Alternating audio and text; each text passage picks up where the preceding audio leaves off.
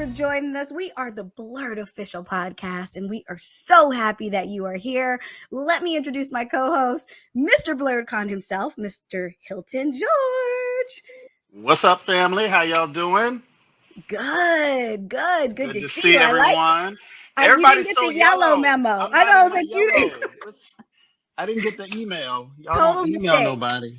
I don't got no yellow either. It's telepathy, honey. We got telepathy. It's called, we got. I had that once. I got to get my ointment, so I don't have no more telepathy on my arm. That telepathy child. I've been getting. Yeah, we dressed alike for like 5 years of our life. So it's kind of built in. It's built into the DNA now. Yes, and so my crush girl, my sister from another mister, Miss Christi Renee. How are you, Diva? Wonderful. Another glorious day at the BOP. And so I'm just happy to be here. Happy to be here. Let's see what you got for us today. I know. You know what? I gave you guys some homework. Because I started watching this show. I actually started watching it because Hilton said you need to watch it. And I was like, okay, I will. And so I'd only seen like maybe 1 or 2 episodes, but guys, one of my favorite shows right now is Peacemaker. Who knew? Yes. I want to learn the dance. The dance is a mess, child. It is so funny. And you know how you skip the credit or you skip the opening? Like it allows you to. I watch it every single time. I don't even skip it. Like, I want to see this dance. I want to see everybody join in. Yeah. I think that's why you watch it. I don't think it's about the show. I just think it's strictly about the dance. It could be. I mean, this was a surprise to me. I can't even say surprise. That's how surprised I was. I can't even pronounce the word. It was such a surprise to me. It was not anything on my radar. It was nothing I would ever go, yeah, I'm going to go watch. Who knew John Cena was so comedically funny? I had no clue. So if you haven't watched this, we're going to talk about it. So turn off, unplug, don't watch it. But guys, oh my gosh, it's been out for a while now, so we shouldn't be spoiling it for anyone. But Nobody should be surprised. Right. He is like the silent sleeper. Like he is so funny. And the cast, the supporting cast, everyone, again, it all goes down to casting. I think when you have someone who's put in a role and doesn't fit an ensemble cast such as this, every piece has to make sense. Everybody has to make sense. But okay, I'm going to let Hilton start talking first, only because he's seen this before I had seen it. And I was like, I'd watched the first 2 episodes and I was like cracking up, and it was so raunchy and so violent. And I was like, where are they going with this? But I'm loving it. I can't take my eyes off it. The raunchiness didn't get to me. I kind of like my rap music and my TV shows the same way. I kind of like it the same way. I kind of want to be offended. I want to be offended at times. So I was definitely offended at times, but in such a wonderful way. Hilton, give us just an overview thought of Peacemaker. I got to say that I was surprised by how much I like this. This character, Peacemaker, was a creation of one of my favorite comic book artists, John Byrne. Long ago, his venture into the DC universe. And some of the other characters from the movie in which he made his first small or large screen debut was the second Suicide Squad. And this show picks right up at the end of the movie. I mean, literally, no time spent, no time lost. I love that. If you watch the movie, which you should, it's not a prequel, but you really should watch the movie to get a sense of his evolution into this character. And by the way, Suicide Squad was a very good DC movie for a lot of the reasons that we always agree on. DC does better when it goes dark. It's just gory and just apocalyptic, and just like everyone's just bad and just degrees of bad, trying to do good, everything like that. So the series comes in. You got a guy named John Cena, who everybody knows from the World Wrestling world. And I've seen him in a lot of stuff. I mean, I've seen him, he's got a personality. He's really got a good brand. Kudos to his agent and his marketing team. Yes. But I had not seen him take on a role that was better fit to his personality and his physicality and just the brand in which he has to play this character and just own it. And they go, I mean, first of all, this is James Gunn. So James Gunn, if you don't know, was the guy who did the original Guardians of the Galaxy. Amazing. You know, he's kind of got that ensemble thing down. He also did, obviously, the Suicide Squad.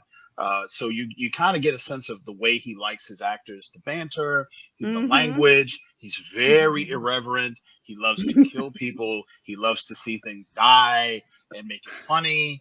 And this show does all of that. And John Cena, he gets to do a lot of ad-libbing. He gets to do a lot of, character insertion. He's telling his own story. He's living this character. You will believe it's him. And it's just a really, really, really good series. And it's it's a lot to take in, just for all the reasons Karen said. You know, if you're not ready to take a really big bite of your apple, this one might seem a little overwhelming at first, but stick with it. I know, Christy. You get in that. Once you get past that second episode and the characters start to really kind of grow on you, the story starts to take off. And I mean, there's some amazing cameos in this show. There's some amazing acting happening in the show. Some really great fight choreography, special effects, and I mean, probably one of the singular best television show intros in television history. Period. People just cannot get enough of. And Karen is one of them. You gotta watch it. You gotta watch it. Yeah. And this is the thing. This is what I will say to people. Now, obviously, for the last 10, 15 years, we've been in love with Marvel. We've been in love with the fact that they do these wonderful movies, now wonderful television shows. And these shows, honestly, are for any age. A little kid can watch it to an adult. Peacemaker is not that show. Peacemaker is like James Gunn with no rules. Like, it's like they let him go and like create, like you said, an ensemble cast, really funny, but there's no limit. Like, you can be just as violent as you want to be. You can be as raunchy as you want to be. You can be as funny as you want to be, but it has all of those qualities. So like you said, if you liked, Guardians of the Galaxy, if you like those kind of, ensemble cast, kind of like a bunch of heroes running around trying to save the world, this is it. But this is for adults. That's why it's on HBO Max. It's on HBO Max for a reason. Otherwise, it would be on, one of the streaming services. Yeah, it would be on the WB. It would be on the WB with all the other DC WB shows or whatever. But I was so pleasantly surprised. And if you're not offended by raunchy jokes and that kind of thing, it is really well written. It's a really good journey to see this character, Peacemaker, and the people that are around him. And you really get a lot of the cool thing about the television series. You get a lot of the backstory. It isn't all forced to you like in a movie where you got to get all the behind the scenes, get all the story.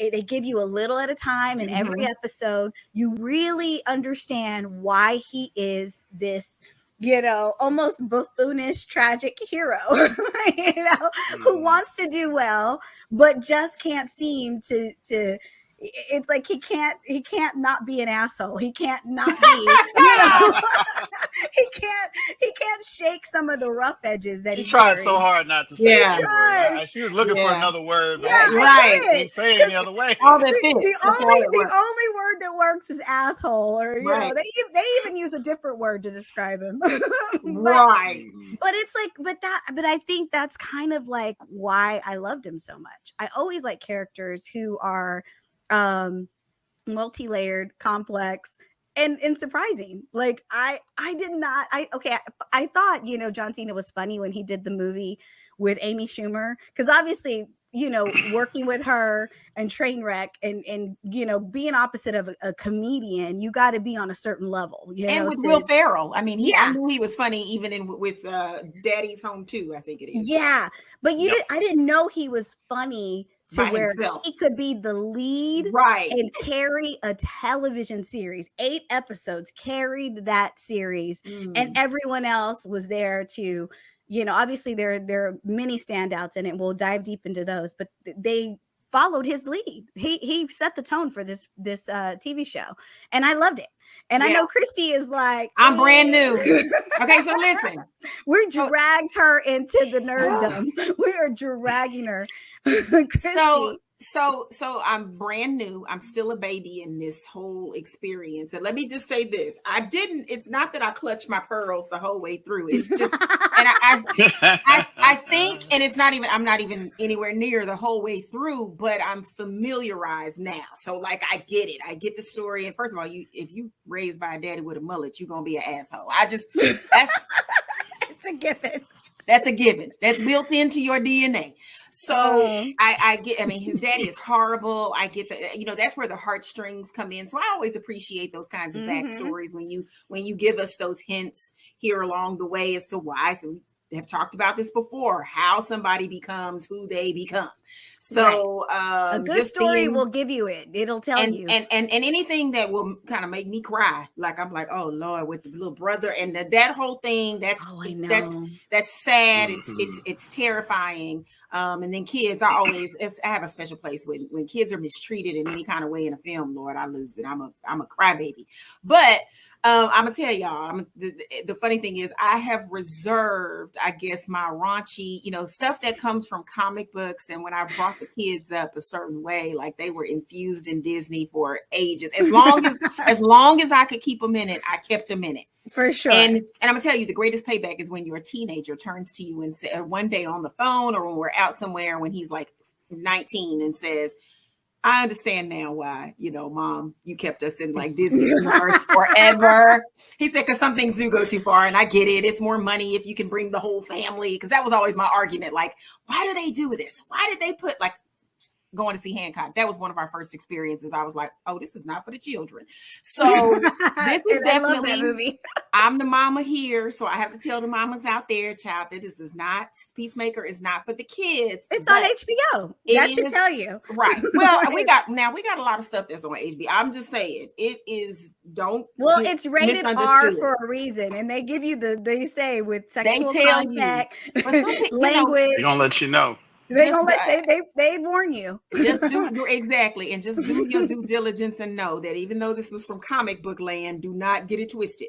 But what's funny is I know in my mind I had always reserved my one special spot for Deadpool because I'm a diehard Deadpool. So I kind of liken this to, it has that raunchy, hilariousness about it, but I like him funny. I'm surprised. And I thought you were gonna hate it. No, I do. I like him, and I think it's certain relationships. And again, when I see a familiar face, I'm always like, ow, because I'm always putting dots together. So I love Danielle Brooks. I love their energy, their synergy together.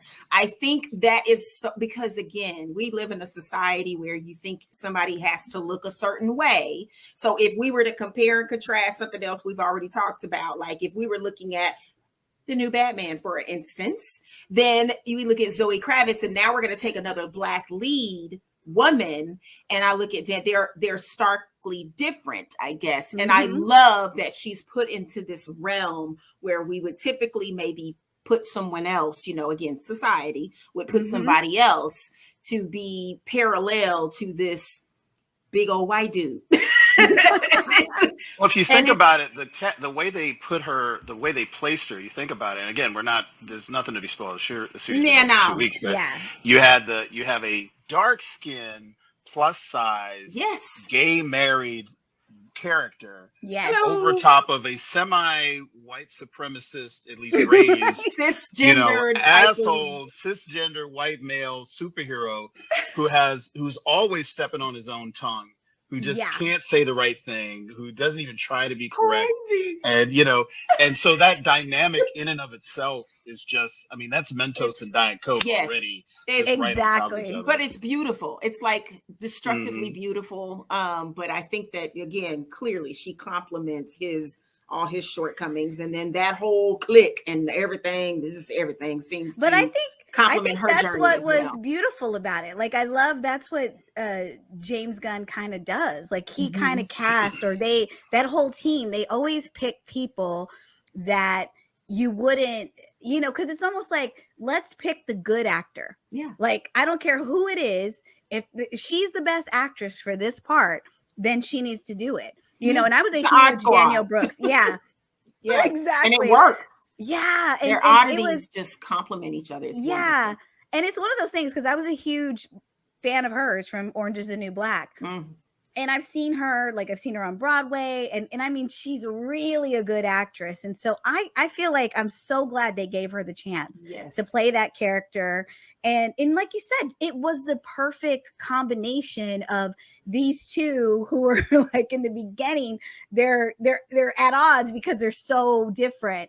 But as the story progresses and as they progress as characters and as they take their journey, they find themselves being very close. And it's the whole cast does that. They find the importance of everyone. But I loved in the beginning, like one of the very first episodes, when she calls her mom, and her mom is Viola Davis. And she calls her and she goes, I don't know. He just seems sad. Like, she, in the beginning, even though she knew he was an ass and she's all this, like you said, he could never say the right thing. He offended all of them and they all hated him. And they all were like, why are we being, put to help this guy? Or why are we working with him? Why is this our team? They all questioned each other. Like, why are you here? Why are you in this team? She saw a glimpse of his goodness, and she saw a glimpse of, that there was something there to him. And again, it's the writing. I just felt like it was so well put together. And I really love the political undertones. Like you said, his dad was a white supremacist. Like, he comes from the worst human being in the world, the worst. And where you think you're going to be offended, you are offended, but yet you realize, like, they don't sugarcoat any of this stuff. Like, this is like, how many people, I think, when all the 2 years ago or a year ago, when all the Black Lives Matter stuff was happening, and we saw the George Floyd stuff, and I think that was a reckoning. Like, that was a reckoning with a lot of people, right? And a lot of people looked at their grandpa and looked at their granddad or looked at their parents and realized they think completely different from them. And they go, I had a lot of friends who were like, I didn't realize that my family potentially were racist, or that they were just like white privileged, or they were, offensive. Like, they didn't realize how offensive that stuff could be. We got real life superheroes right now today that are still reporting they people for the January 6th insurrection last year. It's the families. It's these younger, we want to talk about these millennials, whatever the term is today. Yeah. Like, they the ones talking about, I got the footage, I got the text messages, I got here it is, here they go get them. And the FBI is running right after. So yes, some people had a lot of awakening. Yeah. And I like the way that they let the Peacemaker character, he was so conflicted because that's his father. He wanted to find something in his father to love him. And I love that he would go, but he makes me things. He makes me things, and he couldn't, like, the whole series was just like trying to find something to love and almost redeem his father, even though he knew his father was the devil. Right. True. And the thing that remember is that this is not just about, again, this is the parallel between, Danielle Brooks' character and John Cena's character, because he is trying to resolve issues and follow the lead and be worthy to his father. But, you got to remember, Danielle Brooks' character's mother is Amanda Waller, who's like probably like the most evil government bureaucrat in the DC universe. If you watch either of the two Suicide Squad movies, like you can see just how ruthless she is, and even in the comics, she's even more ruthless. So you see her as the daughter trying to kind of live up to her mother's expectations in a lot of the same way. So these journeys are happening parallel, and they're not even intertwining. Like she doesn't know that he's struggling with his dad, and he doesn't know she's struggling with his mom because they didn't know. And you kind of, as us as the audience, we're like seeing this evolution that ultimately brings them, you know, somewhat together. And, you know, this just really, really good storytelling. I would say, and I'm going to say this, and this show is 10 times better than it needed to be in order to be successful. They did not have to bring in James Gunn. They did not have to get an all-star cast. They did not have to bring in a star writing team. They did not have to do all of those things that just made this so worthy of this conversation that we're having in order for it to do its job, which is continue the storyline between, Suicide Squad movies. Because, you know, there's a 3 coming up. So, you know, they're taking a little vignette, you know, and they're putting it on a pay-per-view channel that people, you know, like in a cable channel. You know, the ratings and everything are great. They could have done this with half the effort and half the budget. It wouldn't have been as good, but people would have been like, you know, whatever, and they would have watched. But to do it this well, you know, means to me that DC is trying to take new steps and lean in to this new direction of being darker, being a little bit more on that edge. And this is, forget about anything else. This is actually a very dark story. It's got a lot of violence. And people die horribly in this show. Like, people are just getting blown up. And bugs crawling down their throats and people's heads getting shot off and machete to death. You're just like, whoa. Says the guy with 2 swords in the backdrop. Hey, this is Home Protection. You're hilarious. This is my message to the thieves and robbers of the world. You know, you come in, you're gonna get these katanas. That's all I'm saying. I got something for you. I got something for you. The fact that I have 2 things: the fact that they bring the racism undertones into this, and which is so again relevant to real life. It's part of history. It's part of today, and it'll be part of tomorrow. That makes it dark. That's a dark. There's nothing happy about none of that shit. So, but also I'm gonna say this. What I want for them to get this right, I love Suicide Squad. I'm gonna tell you the 2 things I don't like about either one of those films. I don't like the animals. I don't like the shark, and I don't like the alligator thing, whatever it was. That is so unrealistic. It's the most ridiculous thing. What do you mean? I don't like it. I felt like every other character made sense to me. Hell, even the fire kid. Like, you know, take it out. Even though it's been in the comics, take it out. Listen, the acting. Shark is a shark. I'm tired. That's who he is. That's a character. Well, here's the thing. And he might have acted better than the alligator man or whatever he was in the first one. I know this is terrible. Killer Croc. Okay, whatever. Y'all talking to me now. You know, I talk like the people do. Alligator man and the shark guy. And the shark boy. Listen.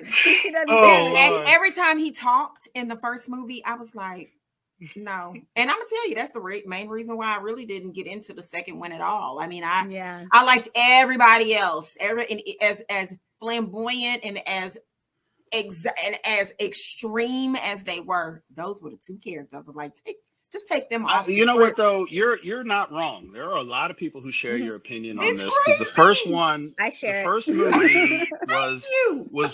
first movie was sort of like, you know, first of all, it was all B characters. You know, it really wasn't, you know, the all-star DC movie fodder. So it's people like, I don't really see anyone other than Harley Quinn on the screen that I recognize.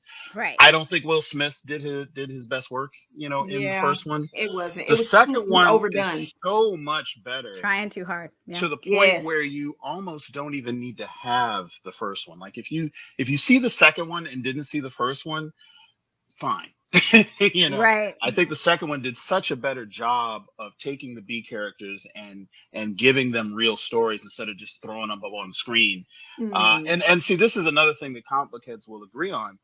DC does better television series when Yeah, they're they using do. B characters, because they can you can throw a Peacemaker out there and just be wild and crazy, because there's not this huge legacy and this huge brand like a Batman or a Superman that you kind of have to protect. You know, because if you screw up a series with Superman on it, you might mess up $1 billion movie down the road. There's not going to be a Peacemaker movie, at least as far as we can tell. So they can really go all out. They're like, James Gunn, he killed 30 people in the first episode. They're like, oh, that's fine. Let him do it. You know, Right. Because it's like, there's no one here we really have to be invested in. So I think they kind of take the gloves off and do better work. And I think you see this in the second Suicide Squad more so than the first. So if you haven't seen the second, I think you'll agree that one is better than the other, even if you know talking sharks and talking crocodiles are not your thing. But it does carries all the way over into this series, and you just see like Vigilante. I forgot the comic book head. Yes! I forgot that Vigilante actually had his own comic, and I had the comic, and I was like, hilarious. Someone showed me the cover, like, yeah, this Vigilante. I was like, holy shit, I had that comic. I remember that character. My God. And it just blew right by me when he showed up on the screen. I didn't even make the connection that, again, they're just taking their B characters, their C characters, throwing them on the screen, and they're having fun. I know what it was. It looks like they're having more fun making it than exactly. we had watching it. And that's one of the things that carries through the screen and makes me love it. Yeah. I would have been okay if it wasn't bad. It's such bad. And I really am going to attribute this to the writing instead of the actor. But that dang crocodile man was, yo, I need my BET, yo, fool. I was like, who wrote this crap? I was furious. So I was offended, I think more so than anything. All right, that's all I got to say about that. So if they don't do that in part 2, then I'm okay. Again, it's about like, I think with this particular project, it was about like the only one who was really like the only two people who were really like a character was almost Peacemaker and Vigilante. Okay. The rest of them were very subtle, but they carried their performance like they were intentional with everything that they did, you know, and I feel like that has always been, like you said, like DC always seems to do these TV shows way better than they do the movies. Clearly. But it's almost like they, with the movies, they do like two things that I think they always get wrong. They always have actors who try way too hard to create a character, you know. It's like that's what Will Smith kind of did, and a lot of these, it's like it's too much, and there's no subtlety. And I think that's kind of what I love so much about the Batman, was that everybody was so subtle but so powerful and so intentional with their performance that you got more because there was more room to see like the evolution of what they were doing within, you know, they didn't do everything in one scene. They did a little bit of this in this scene and they did a little bit of that. But when you put it together as a body of work, it just was magic, right? Yeah. And I felt like, you know, the other thing that I feel DC always kind of does wrong is that they overthink all these movies. Like they overthink the plot lines and they overthink. And then, you know, when they do simplify it, it's usually it's almost like a dumb decision. Like, you know, it's almost like, you know, like it's offensive. It's like offends your intelligence. Like it's like, wait a minute now. I'll just never forget when they had, you know, obviously like, you know, Superman, and they had, you know, Ben Affleck Batman, and they were like, oh, your mother was named your mother, like they, like that was the whole twist of the movie, that their mothers had the same name, and like it was just so like they ran out of ideas. But it was one of those things where it was like, we've got there's 80, probably a million writers, they got all the money in the world to spend on these movies, and they just like, that was what you came up with, that's what the final decision became. But like in Peacemaker, it's almost like they didn't care about this. like he's running around with like almost like oven mitt gloves, and they're just out. It's like almost felt like they were outside having fun. Like there was no rules. Time. We can say all the bad words. We can offend. And we can, you know, inspire. But it was like it to the all street, worked. like, come on. Yeah. It's like the summer days. And I think that's the thing that DC really, like you said, they have to lean into the more darker, the more violent, because they got that right. they've got the characters to carry that. Like they've got the comic book, you know, they've got the foundation to make that their lane, and it doesn't conflict with anything that Marvel or anyone else is doing, you know? Right. But I mean, what do you think, Hilton? Because that was one of the reasons why I loved it, was because it just felt, like you said, it just felt like they were having fun. And it didn't feel like, so overthought or overproduced. Yeah, James Gunn, if you ever get a chance to see, and there's vignettes everywhere where you can kind of get to see behind the scenes of how he directs. There's the script and then there's the shot. So, you know, they'll do something that's according to the script that's written out, where so-and-so walks in, says ABC to one person, that person throws a vase, bop, bop, bop, boom. All right, boom, got the scene. And then he'll do like 3 takes. And he said, look, I want you to go back outside that door, and I want you to think about what you would do if you walked in and caught this person doing something you didn't like. How would you throw the vase? What would you say different? And just go for it. Forget the script. Just run through the scene. I just want you to start at A and end up at B, and we'll capture everything in between.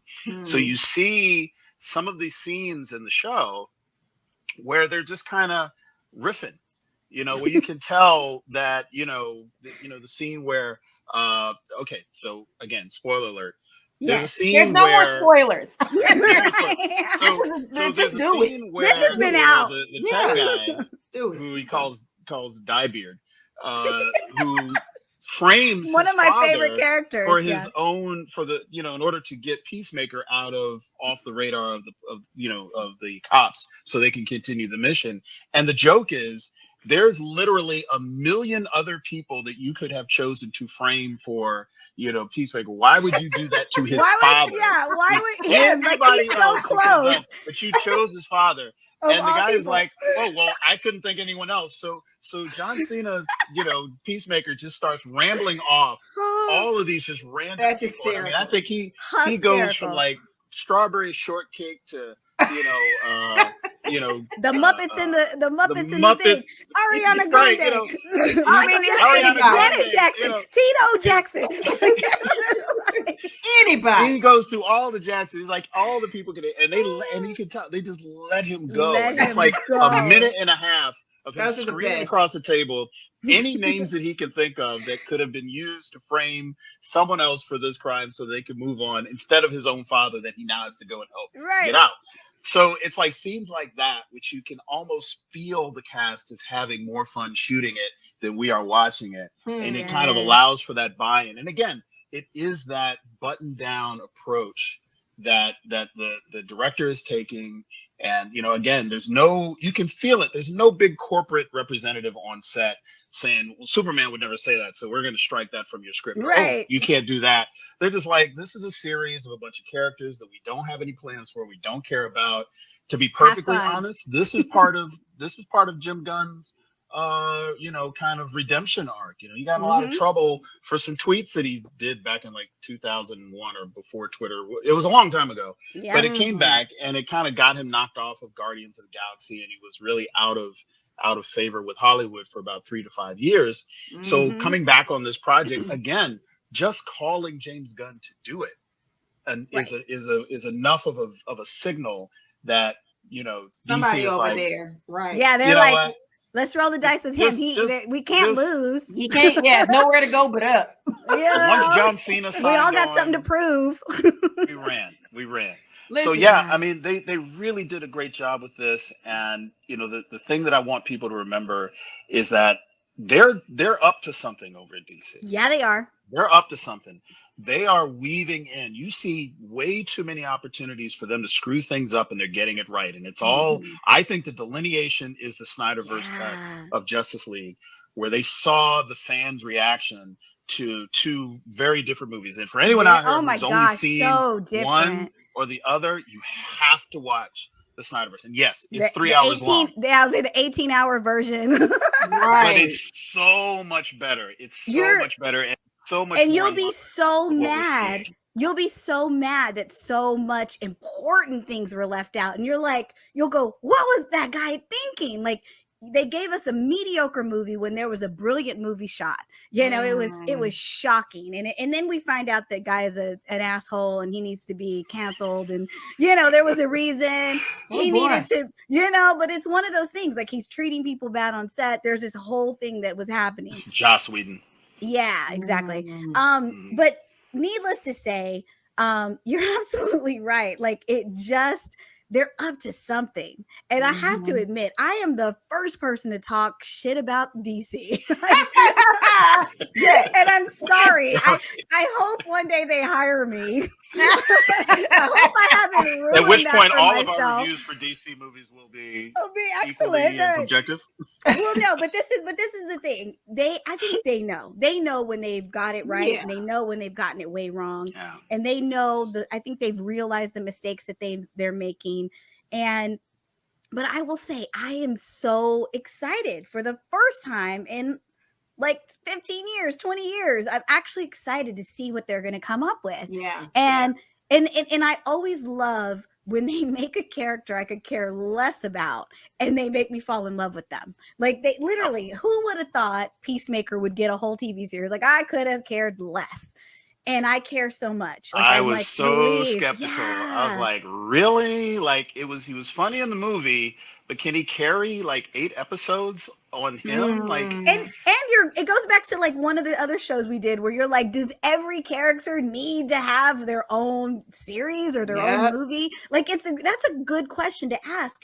But with these television series, it's possible. It's you can good develop writing. them. Yeah, you can develop, it's possible.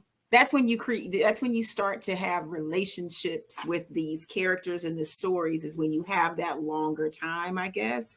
It would be crazy if Peacemaker just had a movie. Like we can't connect. I don't have time to. I barely could get with y'all on Suicide Squad. And it don't cost $70 to watch a TV show. I mean, listen.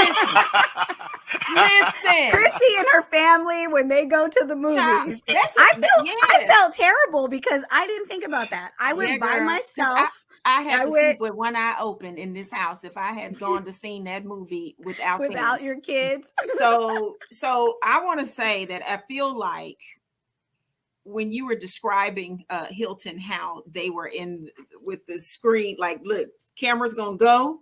Here's where you start, and here's where you finish. Now do whatever the hell you go. That is so, and I'm gonna tell you, this is why I got intrigued. Other than y'all bullying me to make me watch this, there was a full-on bully. Like listen, I thought I was gonna lose my job. Like, oh my God, you were about to lose your job. I better go see this dang stuff. I had to do it, didn't I? Okay, wait. I was subtle one week. Let me give y'all the backstory on this because I'm not normally a bully, but we were doing our love letter to Marvel, and we had talked about we were going to cover certain shows, and so I was like, I gave everyone the heads up. Watch these shows, and who shows up and had not watched any of the shows? Had only seen. I am a diehard Marvel fan. Had only seen movies, but had not watched any of the Disney Plus stuff.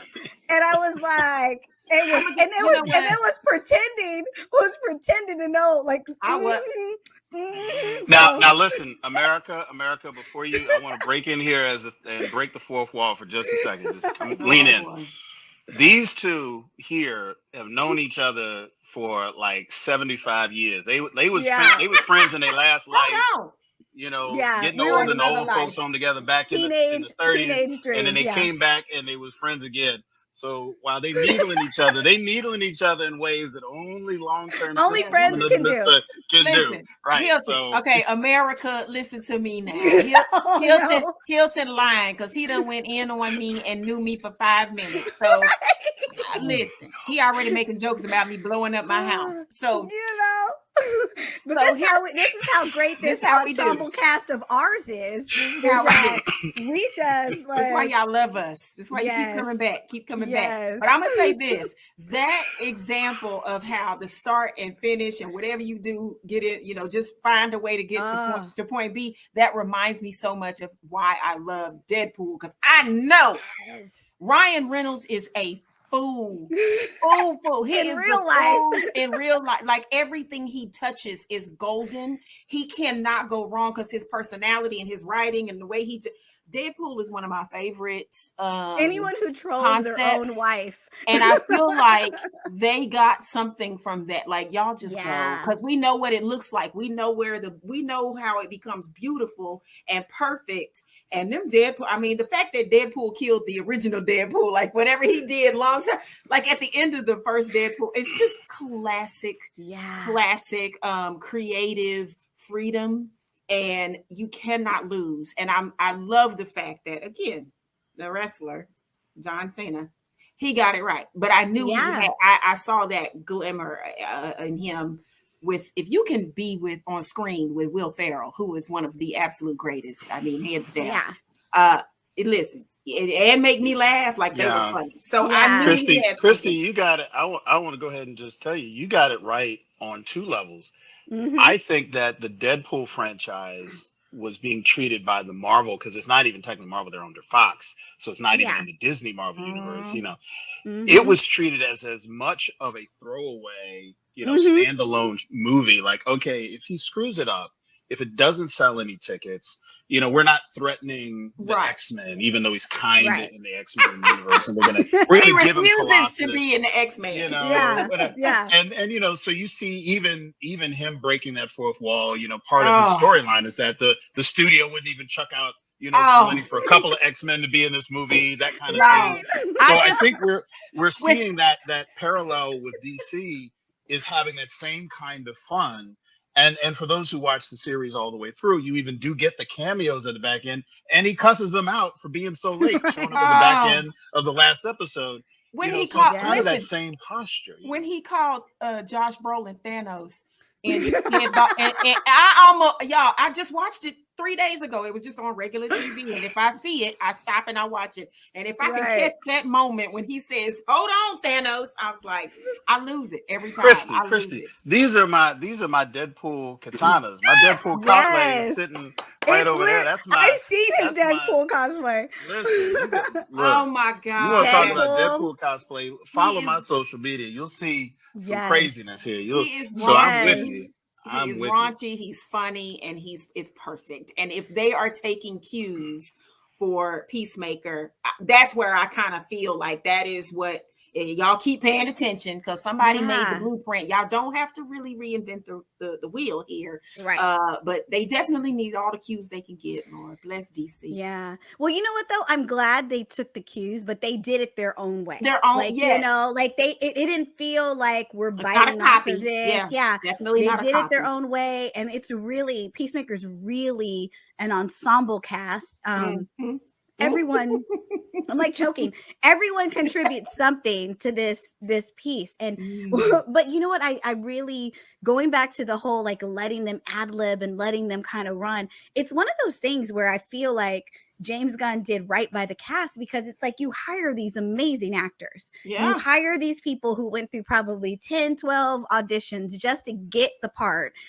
And now you let them act. Let them do what you hired them to do. Let them be funny. Let them go off the rails. Let them, like you said, here we are, point A. Now get us to point. Let's do our take that we need. But now let's do a funner one where you can just go off the rails and just get to, it's less manufacturing. You can't always make that kind of funny. You can't orchestrate that.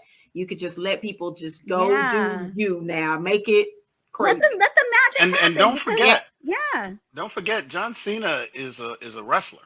And if you've ever watched professional wrestling, there's as much acting happening to some debate in the ring as there is off the ring, where they're talking, with the commentators. They're off the cuff, like, okay, I'm going to talk some shit about this guy over here, and I'm going to say something about that fan over there, and I'm going to talk about some other situation. There's no improv. A lot of them got to improv. Exactly. And that's they got to do physical improv. They have to do a lot of vocal improv. They got to play off of each other, even off screen. So, and he's got his own bit, everybody knows, you can't see me doing this, but he invented that, right? So the joke is like, John Cena's in this and you can actually see him, you know, and that kind of a thing is something that you really are able to play with. And if you give a guy like that some real, like, okay, look, we're gonna, you know, this is all digital. We're not burning up actual celluloid. So you know, let's do a couple of takes. Let's see what happens. And if it sucks, we delete it. If it works, we'll run it. And you see those scenes in there. And they're having a ball, and we're having a ball. And, you know, I think they made the right decision not giving him a movie and giving him an opportunity to come into our homes and let us see him in our own terms and on our own leisure. And then maybe have him pop in on a couple of movies here and there. But then I'm ready for a season 2. I am Give me a season 2 of Peacemaker. I am too. It's like it was like the Hawkeye and the WandaVision of it all, where I could have cared less about those characters in the movie. Like, they weren't my favorite, but you gave them a series, you let them win us over, and now we love them. Now we're begging for season 2, and that is exactly what John Cena did. And I mean, it was I couldn't believe it, but I could believe it, because I was like you said, he worked across these like amazing comedians, and you know, Will Ferrell is not going to have a scene with someone, or you know, they're not going to have a scene with someone who can't handle that kind of timing, who doesn't have that innate. And it's funny because a lot of times when you have these scenes where you're allowed to, you know, just ad lib and go, like, it is still a controlled setting, but you're just, it's like they clip your, like, they don't, like, they just let you free. They let your wings come out and let you fly, you know? And man, this show is a good example of that. No, this is the tough question. I've got a hard hitting question for the both of you. Oh boy. Who is your favorite character that's a part of this team? Because there are some favorites, like there are some supporting characters that really stand out. So I'm gonna go first because Hilton, I know you'll have it. Hilton's really thinking. He's really Mine's gonna be really quick. Mine's gonna be really quick.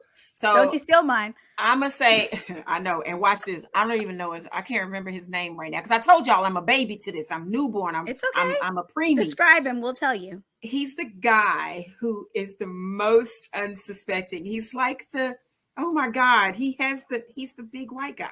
He's just, he's just nobody. He doesn't. Diebeard. Yeah, Diebeard. Yes. Beard. I'm gonna call him Beard Guy.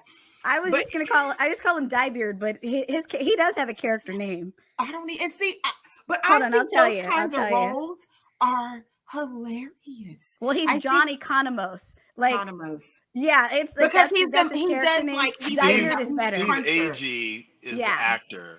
Steve Agee is the actor. For some reason. It's a John. Yeah, Economos is the character. He's for some reason. Nobody calls him that the whole show. No, it's all Diebeard. But didn't you love the moment where he was like, the alien asked him, like, why does your guy do that to his beard? And he's like, he actually has this like really sentimental sentimental answer. And like John Cena felt so bad for making fun of him the whole time. And casting on him. Yeah, it's that energy that comes to, he just, again, you wouldn't naturally put him in a group like this or anywhere near. He just seems like the tax accountant, and but he's got that dry humor, and I kind of like that dry humor in the midst of, and he's the butt of the joke. They know he's the butt of the joke, but he's and then trying to explain it, he'll like analyze that. So I like people like that. And again, because I'm a fan of Danielle, she's gonna be whatever she does. I enjoy her. She was a really good character. And I'm just really proud of Cena and what he's doing with this situation. So that's it. Well, your pick got the opportunity to play. He established his character, let me put it like that, because he didn't get a whole lot of screen time in both Suicide Squads. He was in that back office operation, that was kind of blowing up people's capsules in their heads and all that kind of stuff. So, so we did get a chance to meet him enough, at least to take him somewhat seriously, and then have him in this situation where nobody takes him seriously and find out, all of his insecurities. I mean, for somebody that everybody gets a chance to play off of, because he's like, it would be too simple to say he's comedy relief, because he's not. He plays more of the straight man than the comedy relief. But like, you see him also capable of generating comedy, even though it's horrible. prime example, I cackled laughing, and I really feel bad as a person for doing this, when he was waiting outside the field to go in and help in the middle of the battle. He has no fighting skills at all. None. And Zero. he's seeing everybody fighting out there, and he feels like he should do something. And he's like, I can't go out there. I'm going to get hurt. I can't go out there. And he's like, fuck it, I'm going to go. And as soon as he tries to jump over the fence, he breaks his leg. And it's like you didn't even make it 3 feet, and you done broke your leg. His leg was like gashed out. Like, dude, like that, just being that character, takes a lot of work to underplay someone like that enough to let other characters come into that space. So totally, I think that's yet a really another good choice. another parallel. Sorry, I hate to have to do this to y'all, but another parallel to Deadpool, because the guy that I love, I can't think of his name, but he's Deadpool's best friend, who works at the bar, owns the bar or whatever. He is a fool. I mean, he is so funny in anything that he does. I love his voice, but he also plays that kind of role. But he straight up says, "Yeah, I'm not going." I told him I just told him everything I shouldn't have, and I'm just not going. Right. I'd really like to go with you, but I don't want to. I don't want. Well, you know what though? I love the moment I love with Diebeard was when like John Cena's about to like die from that gorilla or like whatever it was that was about to kill him, and then all of a sudden he shows up out of nowhere with the chainsaw and saves the day and like chainsaws him in half. Oh boy. But it was the most hilarious thing because it was just one of those like funny moments where you didn't expect him to be the one that saves a day. And the cool thing about him saving the day, it like, it almost redeemed him with John Cena. Like John Cena was like, oh man, I've been mean to this guy all this time. And he just saved me. Like he's a hero too. But my favorite character, it's a toss up. My favorite character was either Vigilante or Eagle-E. Like, I couldn't get enough of either one of them. Eagle-E. Like Vigilante was so stupidly funny. Like the guy who plays him was so on point. Like where he's just I call him the great value Deadpool. Yes. He really is. He's like that. Not quite Deadpool brand, but he's kind of not he great really value. is. But you know what? I like that one episode where the Danielle character, she basically tricks him into going to kill John Cena's father in prison. And then all of a sudden we get this dark, he's like dark as hell. And he is like, we're with this goofy character all of a sudden is like plotting how he's going to murder this white supremacist. And he's like, what's your favorite Black person and what they've contributed to society? And they're like, what? What? Like he just came at him.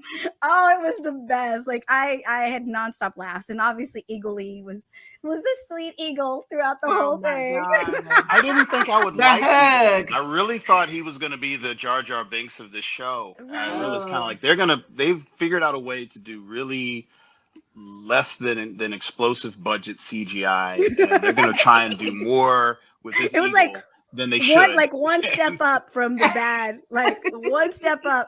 Like what was the Justice League movie where the guy had, Superman had the beard and they were trying to like cover up the mustache and it was like such bad CGI. Like it was like one step above that. But Eagle-E. And they managed to create these sentimental moments with Eagle-E that you were like, wait a minute, I care about this eagle, even though he's not real. Right. And he's just an extension of Peacemaker's, idiocy. And, but it's weirdly validating to who his character is and all. It was just kind of mixed emotions about I care about this character. Yeah, I wrote him off so hard I didn't care. Yeah, they tricked us again to care about something we never thought we'd care about. Like we never thought we'd care about Peacemaker. Brilliant. And all of a sudden we were like, we fell in love with everybody, and Eagle-E as well. Hilton, who are yours? Yeah. Well, I mean, for me, I have to go ahead and double up with Karen in that Vigilante, I think, plays the most expositional role for the Peacemaker character. Without him to play off of, we would know Peacemaker less. And you can kind of get a sense of if this is his best friend and the kind of things that they get off on as best friends tells you more about who Peacemaker is without him.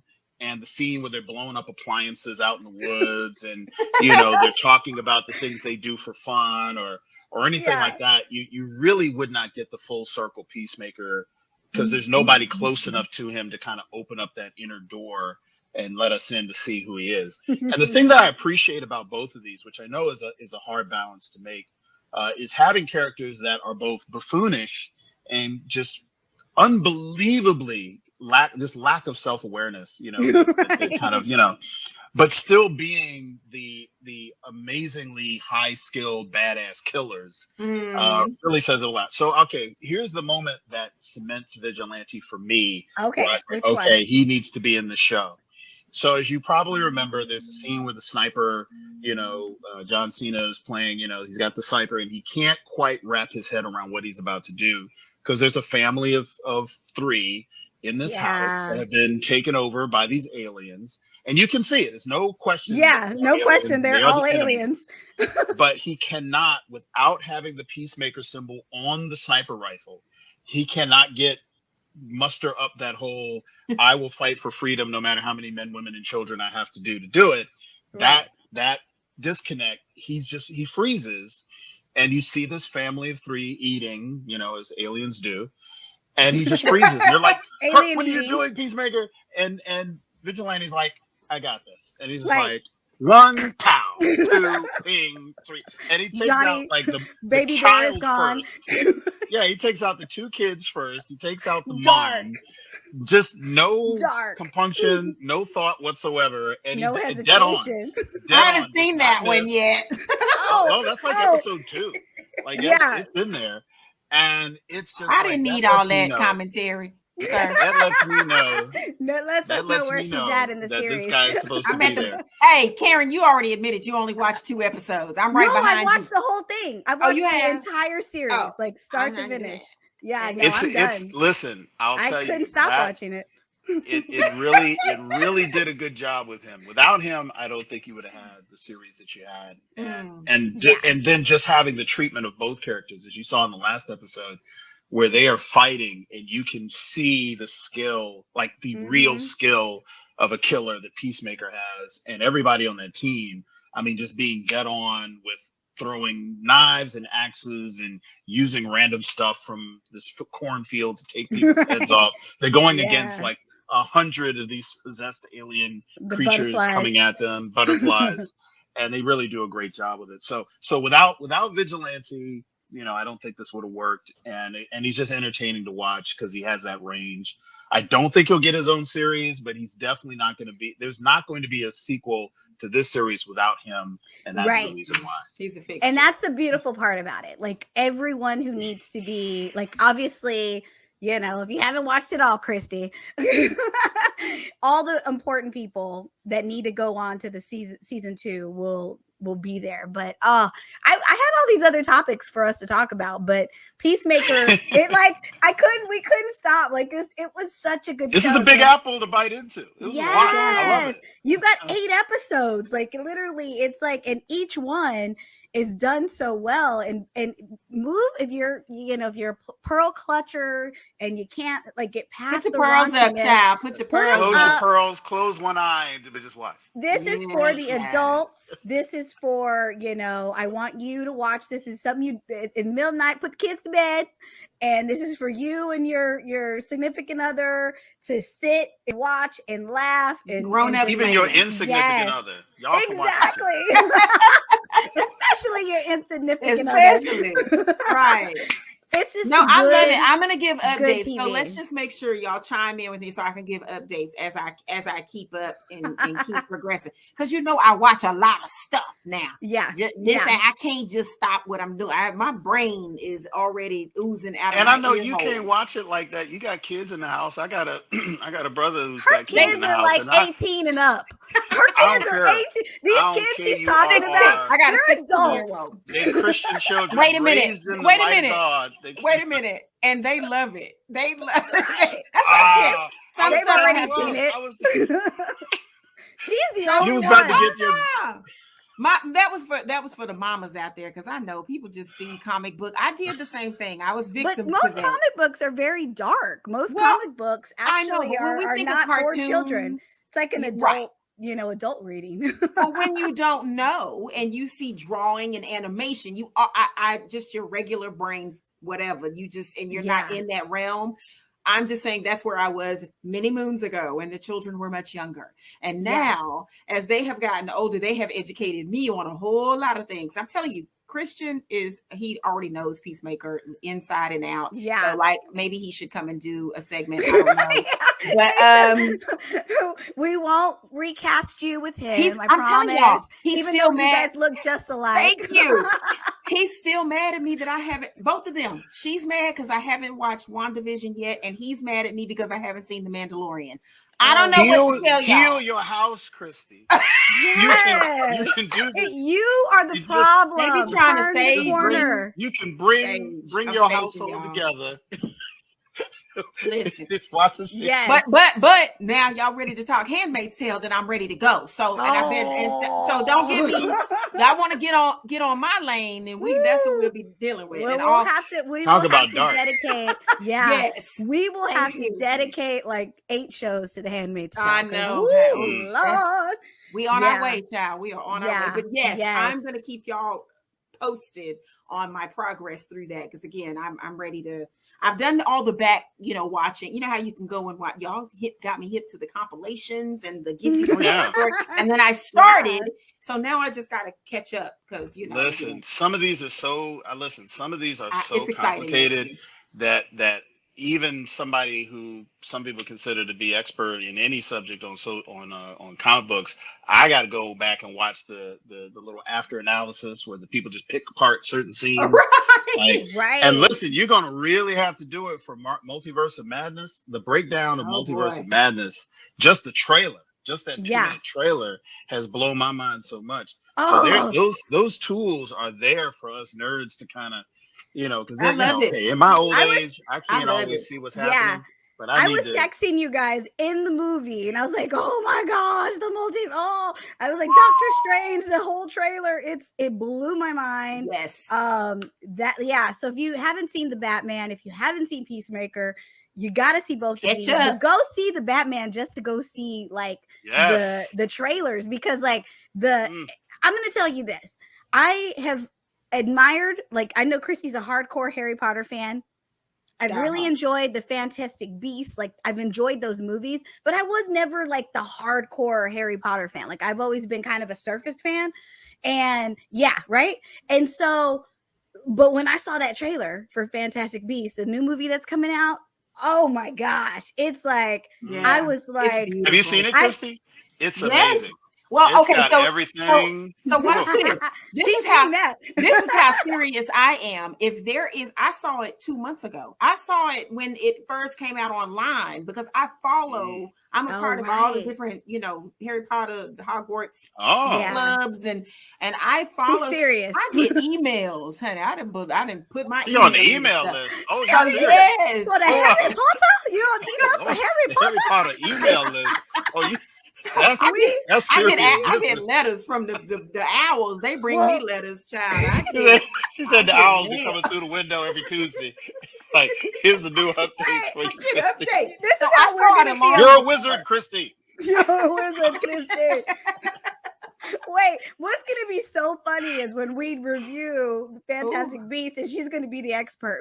She's going to bully us like we bully her. Yes, payback is. She's going to be like, first of all, the Hufflepuff house is this, and see, everybody thought Snape was this. We're going to be like, yeah.